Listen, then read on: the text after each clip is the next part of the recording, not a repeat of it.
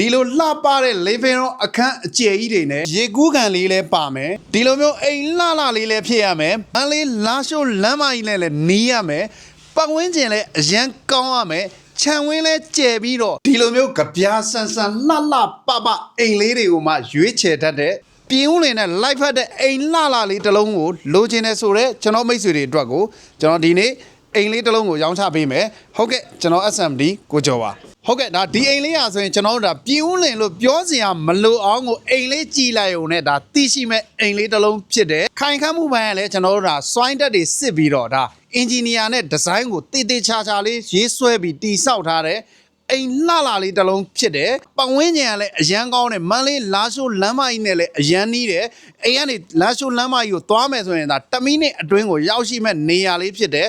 အိမ်လေးရဆိုရင်လည်းလုံးဝကိုလှလှပပနဲ့အိမ်ရဲ့ height level မြင့်မြင့်နဲ့ဒါတိဆောက်ထားတဲ့အိမ်လေးဖြစ်တယ် structure ဘိုင်းရောလှပမှုဘိုင်းရောဘာမှကိုပြောစရာမလိုတဲ့အိမ်လေးတစ်လုံးဖြစ်တယ်ဟုတ်ကဲ့ဒါဒီအိမ်လေးရဆိုရင်ကျွန်တော်တို့ဒါပေ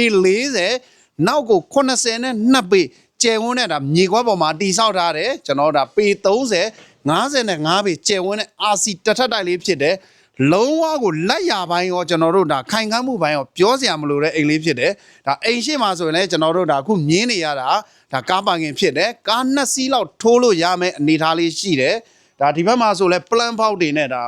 ဒီဘက်မှာဒါမီနီရေကူးကန်လေးတွေထည့်သွင်းတိဆောက်ထားတဲ့အပြင်နောက်ထပ်ကျွန်တော်တို့ဒါဒီဘက်မှာဆိုရင်မီးလင်းဖို့ပေါ့နော်မီးဖို့လေးတစ်ခုလှုပ်ပေးထားတယ်ကျွန်တော်မိတ်ဆွေတွေဘာဘီကျူကြိုက်တဲ့မိတ်ဆွေတွေအတွက်ကလည်းအထူးသင့်လျော်တဲ့အိမ်လေးတစ်လုံးဖြစ်တယ် Alright high level ကလည်းကျွန်တော်ဒါဆို10ပေလောက်မြင့်တဲ့အနေထားလေးရှိတယ်အပေါ်မှာလည်း brake စူးကြိုးတွေထပ်တက်ထားတော့ကျွန်တော်ဒါ Alright high က10ပေလောက်မြင့်မဲ့အနေထားရှိတယ်နောက်ထပ်ခုမြင်းနေရတဲ့ဒါ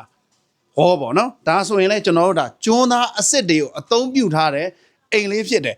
အိမ်လေးရဲ့အတွင်းကဖွဲ့စည်းပုံတွေကလည်းတော်တော်လေးကိုလှလှပပလေးနဲ့ဖွဲ့စည်းထားတဲ့အိမ်လေးဖြစ်တယ်နောက်ထပ်တအိမ်လုံးကိုပတ်သွားလို့ရအောင်မြေပေါ်ရှောက်လန်းနေပါခြံပြီးတိဆောက်ထားတဲ့အိမ်လေးဖြစ်တယ်ဟုတ်ကဲ့ကျွန်တော်မိတ်ဆွေတွေကိုကျွန်တော်ဒီအိမ်လေးရဲ့အတွင်းကဖွဲ့စည်းပုံတွေကိုလိုက်ပြပါဟုတ်ကဲ့ဒါဝင်ချင်းမှာ living room အခန်းအကျယ်ကြီးကိုကျွန်တော်မိတ်ဆွေတွေစမြင်တွေ့ရမယ်ဒီမှာ sofa အိုင်ကုန်တွေထည့်ပေးထားတယ်ဒီမှာမီးဆိုင်လေးတွေကလုံးဝလှတယ်ကြဲကြဲဝန်းလေးလည်းဖြစ်နေတာကိုတွေ့ရမယ်လှပမှုနဲ့ပကြီးကားချက်လေးတွေနဲ့ကလုံးဝကို light ဖတ်နေတဲ့အနေထားလေးဖြစ်တယ်ဒီဘက်ကတော့ကျွန်တော်ဒါဖျားခန်းဖြစ်တယ်ဖျားခန်းနဲ့ living room ကို partition လေးလုပ်ထားတယ်ဒါကျရင်းတွေကလည်းတော်တော်များများထည့်ပေးထားတဲ့အတွက်ကျွန်တော်တို့ဒါအခန်းတွေကလည်းလုံးဝလင်းနေတာကိုကျွန်တော်မိတ်ဆွေတွေမြင်တွေ့ရမယ်လိုက်ကာတွေကစအကုန်တက်ပြီးသားဖြစ်တယ်စီလင်ဟိုက်ကလည်းကျွန်တော်တို့ဒါမျက်နှာချက်အောက်ကကျွန်တော်တို့ဒါ10ပေခွဲလောက်ရှိမဲ့အနေထားလေးရှိတယ်ဒီမဲ့တော်တော်လေးလာရနော်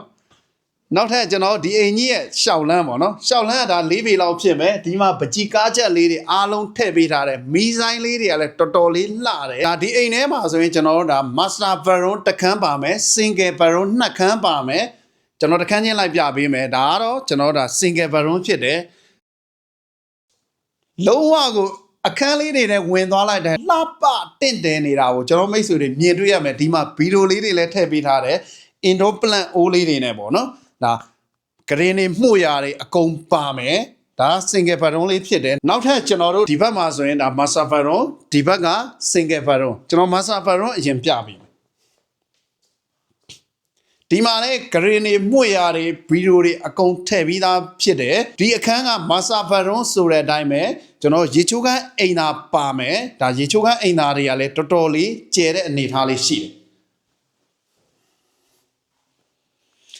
ရေချိုးကအိမ်သားတွေကစလုံးဝတက်တက်ပြန့်ပြန့်လေးနဲ့ပနေတဲ့အနေထားလေးရှိတယ်နောက်ထပ်ကျွန်တော်ဒါဆို single bedroom ဖြစ်တယ်စောစောက single bedroom အတိုင်းပဲအကျယ်ဝန်းအားလုံးတူညီတဲ့အခန်းလေးဖြစ်တယ်ဒါခုကျွန်တော်ပြခဲ့တာက master bedroom တစ်ခန်း single bedroom 2ခန်းနောက်ထပ်ကျွန်တော်ဒါဒီဘက်မှာဆိုရင်ဘုံရေချိုးကအိမ်သားပါမယ်နောက်ထပ်ကျွန်တော်ဒါဒီဘက်ကိုဆက်သွားလိုက်တာနဲ့ဒါ dining